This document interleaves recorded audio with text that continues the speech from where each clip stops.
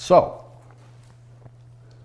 kids, at the beginning of the year 1517, Martin Luther posted 95 theses on the Wittenberg door.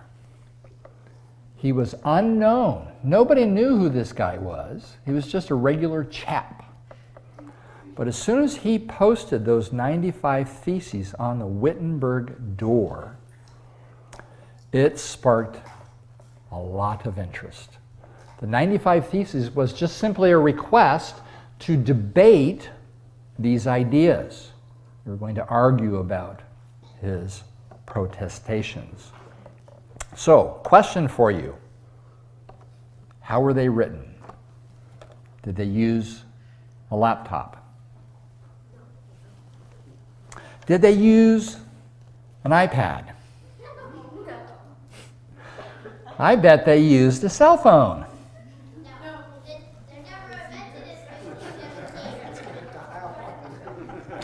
No, of course not. How silly. What a dumb idea. Of course not. They used old pen and ink. Now, he used a pen and ink, and that was fine for one copy. He wrote it by hand, put it on the door. But Luther's ideas quickly spread. There was a problem. In paraphrasing Sherlock Holmes, "Come, Christian, come, the game is afoot." And with game afoot, Luther is eager that his arguments reach more people. Well, there's a problem. How's he going to spread it? He can't do it with pen and paper. That's impossible. But the Lord in his providence, his amazing providence, provided a solution. About 70 years before Martin Luther posted his 95 Theses, there was a guy named Johannes Gutenberg. What a great name. Wouldn't you like to say that 3 times fast? Gutenberg, Gutenberg, Gutenberg. He invited something called a printing press. And this is an early printing press made out of wood from 1568.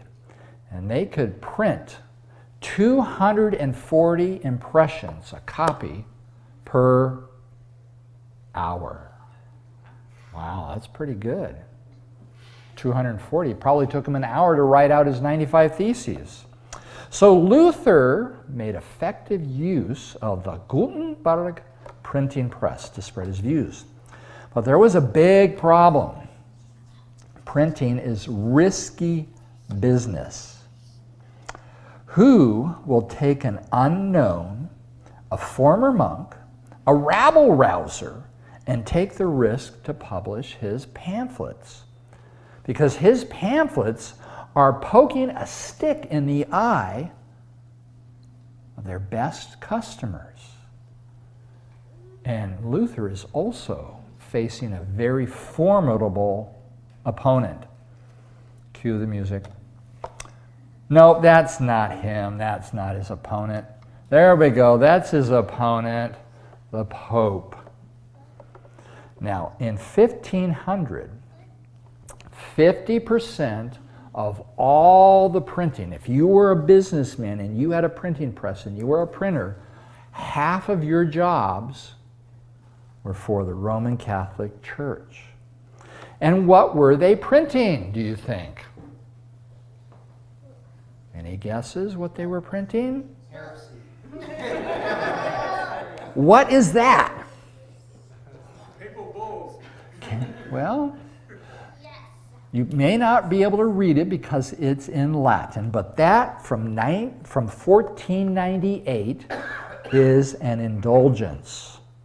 That's what they're printing out. Indulgences, sermons about indulgences, papal bulls about indulgences.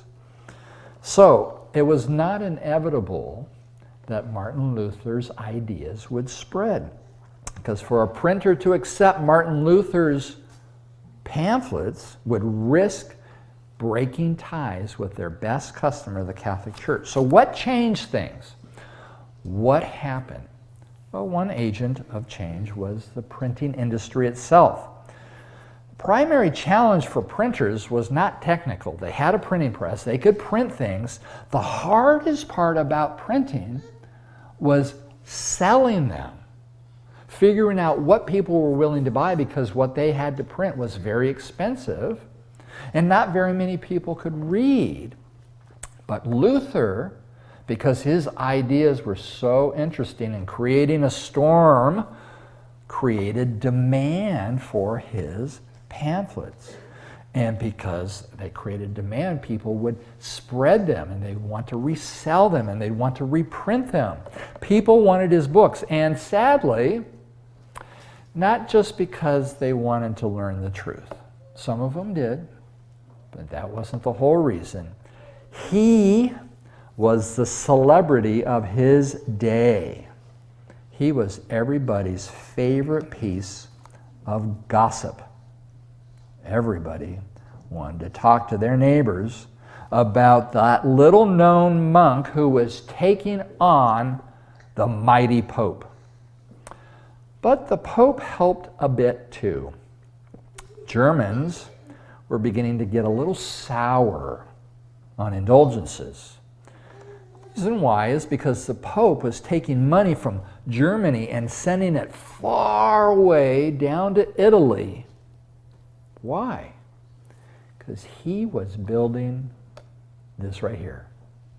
That is a 1523 illustration of St. Peter's Basilica under construction.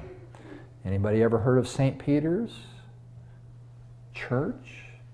It became this, the Vatican, one of the largest churches in the world.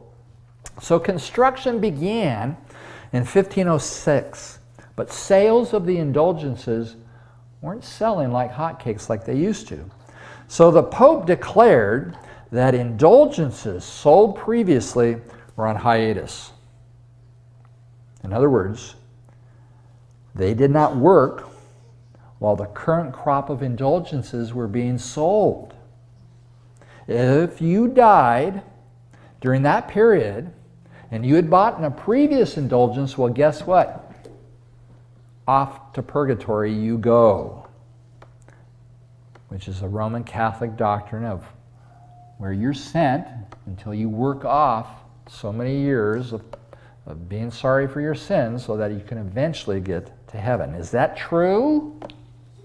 No. Okay, thank you, children. Thank you. All right. So people were upset. And then Martin Luther publishes right in the middle of this, following his theses, his 95 theses, he publishes this. I know, you can't read that either. What that is Indulgences and the Grace of God. It was perfect timing.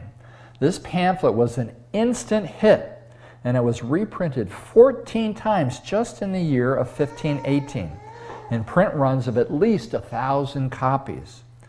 In other words, this you're looking at is the world's first bestseller. Luther, being the smart guy that he is, realizes that printing could play a vital part in putting out his ideas and promoting reforms. And so Martin Luther makes some key important decisions.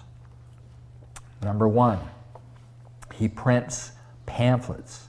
Before Martin Luther, most books were huge. In fact, during the Middle Ages, they were about this big and this wide, 20 inches.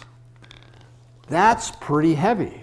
That's pretty big. And most important, they cost a lot of money. People didn't have that much money.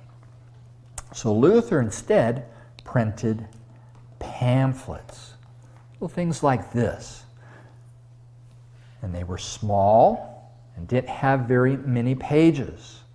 There were only about 1,500 words, or about 8 pages. It would only take you 30 minutes to read. really smart way to get your ideas out. Also, as I mentioned, they were cheap. They only cost the equivalent of a couple of pints of beer. So the average person could afford it. I'll let you ponder on that one. And then they would take these little pamphlets and they would sew them together and make a book out of all the pamphlets. Number 2, he made them easy to read. Luther was a hands-on author, and he would go down to the print shop and he would look at how the printers were laying out the way his books looked. And he would ask for changes. He said, I don't like that typeface. It needs to be more readable. And he would use white space between paragraphs to make it easier to read. And then he would also make them easier to understand. Now, Martin Luther was a professor at a college, and he would write for other professors in college in Latin. But he soon discovered that he had a talent for writing and communicating to the average person. He was able to write clearly, simply, and in German so that even the peasants could understand when they read Martin Luther. Now, eventually, it wasn't just his sermons that were printed, but his books, his hymns, the catechism, and his translation of the Bible into the German language. And then he also did something very revolutionary. He wouldn't have used this term, but looking back on it, this is what we can say. And that he created a brand. Does anybody know what a brand is? When you think of McDonald's, we used to think of the golden arches. And when you think of Coca-Cola, you think of a particular bottle shape or a particular red type. Well, that's a brand. So as soon as you walk in and you see that bottle shape like that, you know it's a Coca-Cola. That's what it is. Well, he did something very similar. Unlike anybody else, he used a distinctive style that would be easily identified as something from Martin Luther. And this is an example of it. First of all, we see that we have his name. See that right in the middle? It's Martins Luther. Yes.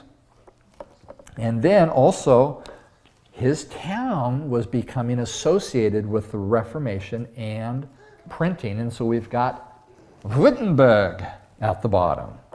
But most important is the illustration, the woodcut engravings around the box that has the title and his name. Nobody did that. So as soon as you walked into your bookseller or your bookstore and you saw a book that looked like this, you knew it was Luther. You could easily find it and identify it. So Luther's books were not only popular and recognizable, but Martin Luther himself becomes a celebrity and well known, and people know his image. Just like today, you know who X, Y, and Z is, Tom Brady or whoever. You know, I date myself, Tom Cruise. I don't know who the celebrities are. Taylor Swift. Yeah, there we go. Okay. So, why does he become well known? Why does he become popular? Because of this guy right here.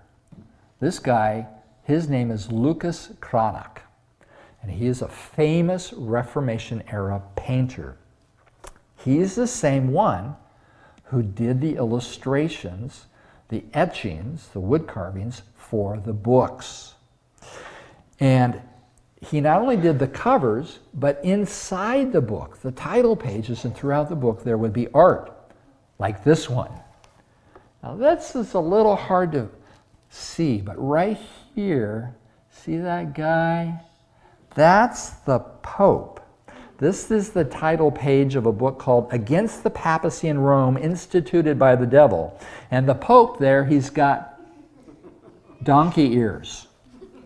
Okay, and he sits enthroned in the jaws of hell. And he's waited on by those demons. Oh boy. Halloween has creeped into our Reformation Day presentation. Oh no. Don't tell anybody. So, Mr. Lucas Cranach, he becomes very wealthy. He lives in the same town as Martin Luther. They're constantly visiting each other. He was the godfather to one of Martin Luther's children.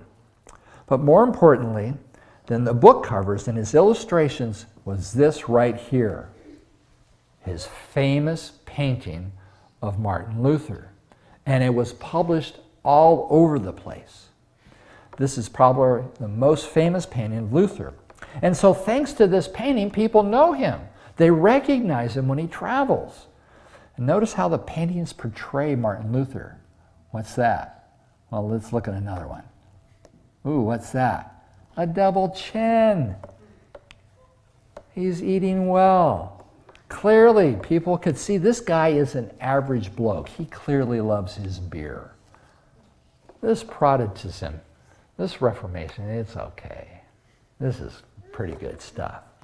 So the Lord called Martin Luther to be not only a reformer, but also a writer, a very good writer, and one who was smart enough and wise enough to understand that printing was very important.